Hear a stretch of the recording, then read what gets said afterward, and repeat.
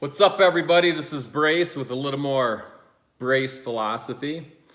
And I get some of these messages from people that say, Brace, will you talk about this? Or Brace, I understand that you're very spiritual, and what do you think of this, that? Or have you ever had any experiences in guardian angels and things like that? So I'm going to tell you a little story that I experienced, which will probably make the hair in the back of your neck stand up, because it's true. And I'll tell you exactly what happened. It's very interesting.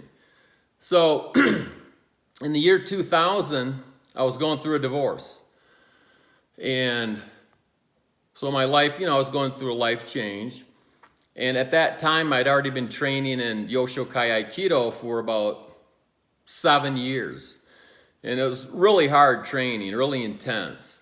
I'd go 4 days a week, and then I enrolled in what's called Kenshu. And it was every weekend for 20 months that I would have to go to Kenshu, and it was for, advanced students, advanced techniques and things like that. So I graduated from that on top of my normal training. And then a year after that, I went to what's called Senior Kenshu, which is for advanced students and instructors. And again, the training was really intense. So I'm getting ready to test for black belt. And you can only test for black belt after you've had like a couple thousand classes and, this, that, and the other thing, and clinics and everything that I did. And I pop a hamstring, so I can't do it. And so it's dawning on me at this time in my life that my body just can't take this abuse anymore. It was just, because in Aikido, you're getting thrown all over like a rag doll, and you're all this contact on the mat, and it's, it's really intense, the Aikido that I was involved in. It's called Yoshokai, based out of Ann Arbor, Michigan at the Genyukan. So anyhow, I missed the first test, so I'm preparing for the next one, which is 6 months later.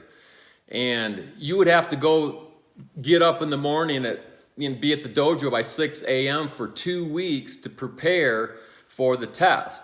Now, all of our tests were called out in Japanese, so the techniques and everything that they called were in Japanese, so you had to understand that, and that's how intense it was.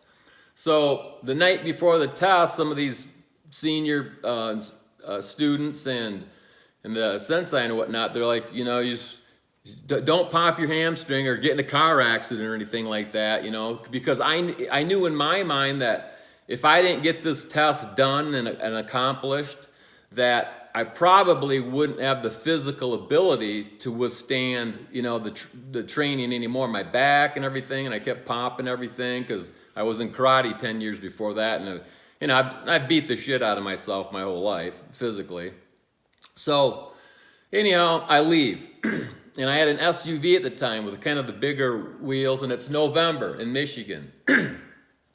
So I'm driving, and I'm listening to music, not music, but like meditation type music. So I'm driving, and all of a sudden I noticed that my exit's coming up in a mile. So I had to speed up because there was 3 semis in the right-hand lane. So I sped up, and I'm probably doing 100 some or whatever, and I get by the last one, and I swerve over because I'm so cool. I'm going to swerve right up on that exit and make it. Well, I overshot the exit, so I had to swerve back, and I got clipped by one of these semis. And next thing you know, I'm losing control, just like on ice or snow.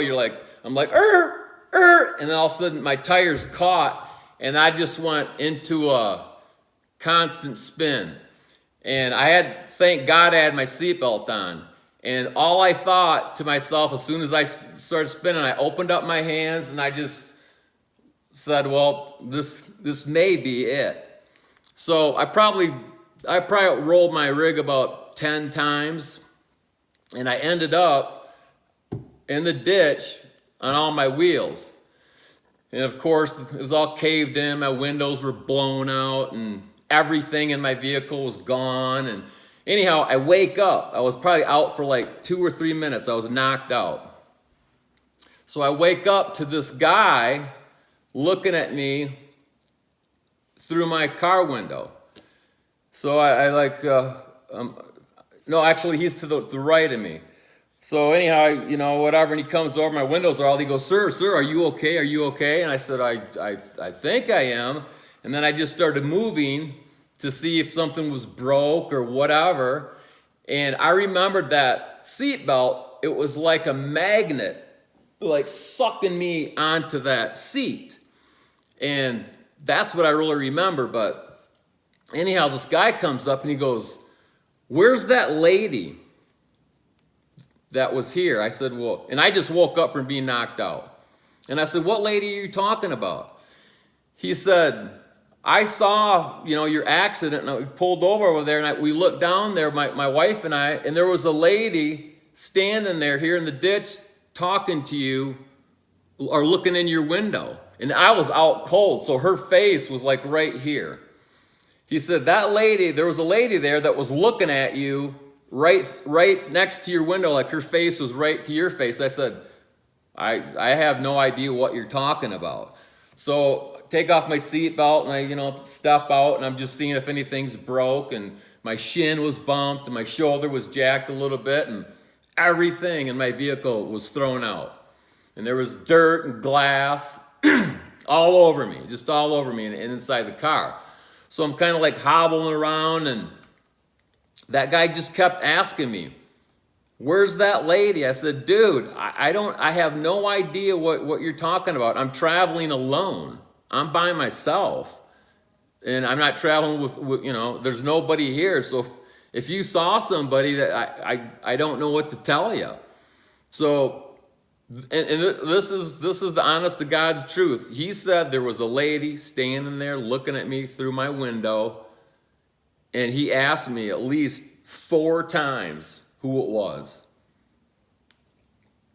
So some people say it was a guardian angel. Some people might not believe me or whatever. But what kept going through my mind is that, you know, there's something out there for me. There's something out there that I haven't done yet that I really want to do, you know. And again, this was in 2000 it was in 2000. So, you know, if I would have died, obviously I won't be talking to you now, and I wouldn't have been doing jigs and things like that. But by all means, I should have been dead. I mean, it's just crazy. And like I said, so the kicker is I kept thinking to myself, you know, was I spared to do something really good or something that I really wanted to do, which I've always wanted to do TV. And then the kicker is, you know, I didn't go to the hospital. The paramedics came. They said, "Oh, you got to go in." And I said, "No, I don't. No, I'm good. I got a black belt test tomorrow to do." And they all looked at me and they go, "Well, the only way you have to sign off." So I had to sign a waiver or whatever, and that wasn't the smartest thing because I could have had internal bleeding. I didn't know or whatever. But so long story short is that, you know, it was that my guardian angel. Or what was it? Because I'm just telling you exactly what this person said to me verbatim. You know, they kept asking, where's that lady? And I had no idea.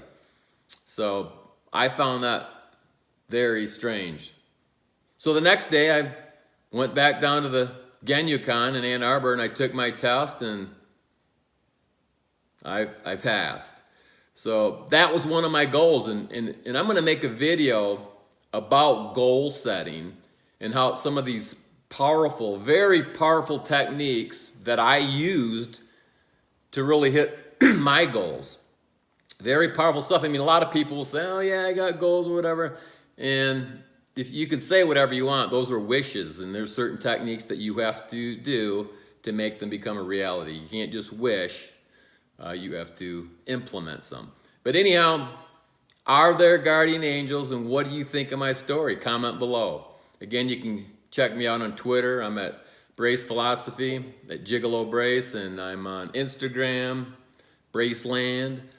So thanks for watching. Share, click, subscribe, tell a friend, do what you got to do, and I'll see you on the next video. Hope you like it.